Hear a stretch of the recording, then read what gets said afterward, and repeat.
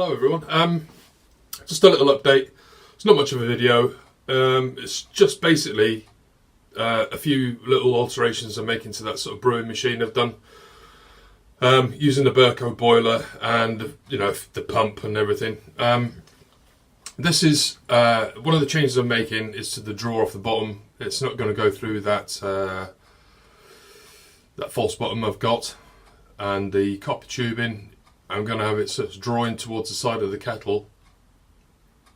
I've got a basket coming from China, one of those grain baskets. They're 31 centimetres by 30 centimetres deep. Should be adequate enough to put any grain I'm likely to do a brew in here in.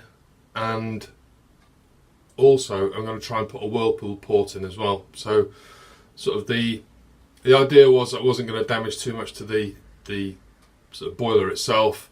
But I've somewhat changed my mind and I'm going to sort of drill a hole in the side of the boiler for this whirlpool port. Basically, it's bits and bobs that I'm knocking around the house. There's a few fittings. I bought a new ball valve so I can regulate the whirlpool. There's a new tank fitting, or reusing a tank fitting, but there's an awful lot of stuff which is being reused. It's just stuff that you have knocking around your plumbing box. It's nothing too fantastic, but hopefully it should work. So here you go, here's a few bits and bobs, and first of all we'll have a look, see what I'm actually going to use.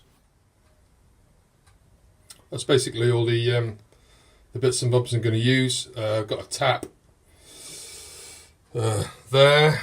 There's a tank fit in there. Probably won't use that one. I'll probably reuse the one I'm already using, which is going to be that one. All this will get a nice clean up. I've got a piece of bent pipe here, this here, which is going to go on the inside of the kettle. I've shortened, if you notice, the end on that, just filed the end of it down so it fits tighter to the wall of the kettle, so it's not intruding too much. I've got a lever tap there, like a shut-off valve. That's for the top of the sort of sparge thing that goes in the lid, so I can regulate that. There's a few alterations I've made, or will be making. So this is it really. That's the hole drilled for it. That's how it's positioned with the tap. I've measured it about a third the way up the height of the boiler, which seems to be the recommended height, and it'll sweep in. Well, you'll see how it sweeps in a minute when I put it all together. So see you then. That's all the parts all assembled now. That one there is the pickup pipe. That one there is the whirlpool port pipe thing, which has got a slightly crimped end on it, so it sort of restricts the flow a bit, which gives it a bit more turbulence. That's the outside of it. It's all finished. I've got the drain port and the whirlpool in port. So you get the pump. It'll go from the drain straight up and into the whirlpool in port, and it'll circulate and it'll do the same thing. Hopefully it should be alright, but that's how it's configured. Obviously the bottom one is the pickup pipe. You see it, I don't know. The bottom one there is the pickup pipe. This has probably got as close to the bottom of the kettle as I'd want it. And the top one is the whirlpool. And if I take it from the top there, you can see sort of, perhaps just see how it's fit into the side of the kettle. It's all fairly easy, to be honest with you. I mean, there's nothing particularly special about it. It's all fairly, you know, sort of easily done. So as you can see from here, you get an idea of that shape of the end of the whirlpool, just to give it a bit of extra boost as it goes around. It's just a bit of pipe which has been bent with a pipe bending spring. I was going to try and use it a little while back as a sparge ring, but I've tried to bend a large piece, but you can't bend it, and you can't really join them very well to make a decent sparge ring. So it's coming useful here. So that's good. There's no waste there. And so it's coming there. I mean, it's cost me £11 for all the bits and bobs today. I've got to show you my amendment to the lid, which I will do right now, and then hopefully we'll get it running and see what happens. One of my later modifications, which I will show you in a minute when it's up and running, was to put this stop tap midway through the top pipe into the lid for the sparge manifold. What I'm going to do is I'll probably replace it with one of those, because I just think it'd be easy just to have a thumb turn on it, so you can turn it on and off with relative ease. Yeah, so that's the final modification here. So the next time you see me up and running on here, it will be to recirculate to get the whirlpool going. See how that works. See you then. Just a quick shot, just to let you see what I've done here. That's it. So that's it on. That's it off. Easy modification, but a useful one, I think. Just a little test, just to show you what's happening. Put some leaf hops in the top there. Obviously they're not saturated with water, so they're not sinking to the bottom, but it gives you an idea. It's got a bit of flow on it. I'm not sure whether that's enough flow for it, but it's got some movement on it, so I'm sort of fairly pleased with that. It sort of picks up, there is a bit of velocity to it.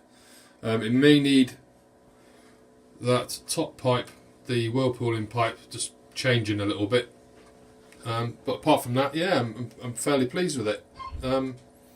I'll show you what I've done with the sparge and the other old additions I've made to the lid. Let's make this quick. As you can see, you've got the tap. This is a modification. There was a copper pipe came down to probably just below the lid. I've replaced it with a full length piece of silicone that goes all the way up to the top. Goes to this barb, which is an outside tap barb. Goes around this elbow, straight into the tap. Just used as a stop really.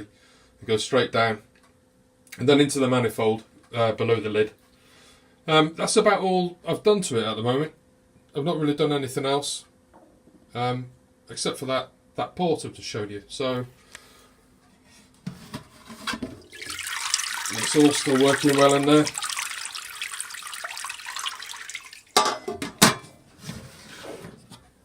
And the pump's sort of chugging away quite merrily. So that's about it. It's the end of the video. I hope you found that interesting. I certainly sort of found it interesting to do. But before we do anything else, let's crack open a beer. This is a Mosaic Pale Ale. See the cannon smoke on there? Yeah, there's actually that cannon smoke coming off. Nice aroma of Mosaic.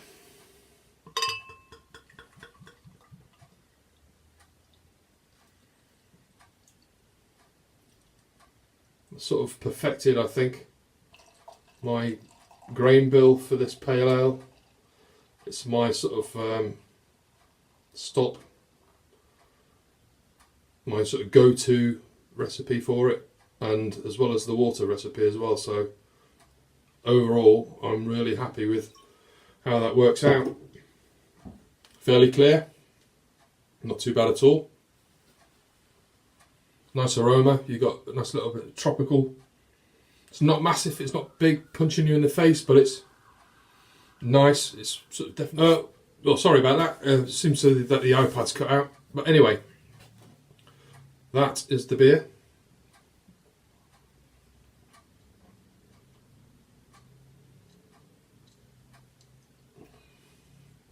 Very nice indeed. Sort of herbal almost. Sort of tropical. The tropical's more on the nose than it is in the flavour, I think. Though it is tropical.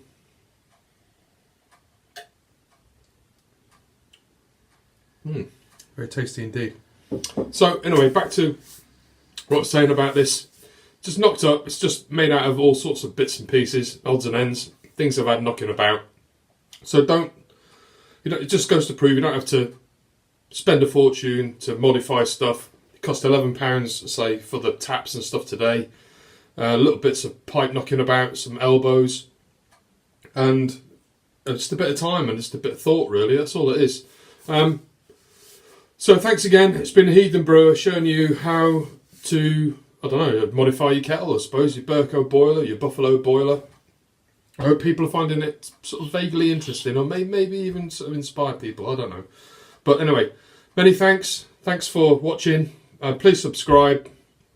There are more brews and stuff coming this way. I've got a Pilsner, a double batch Pilsner, one with decoction, one without decoction, so keep your eyes peeled for that. And I say many thanks for subscribing and being a viewer. So thank you very much, and have a good weekend.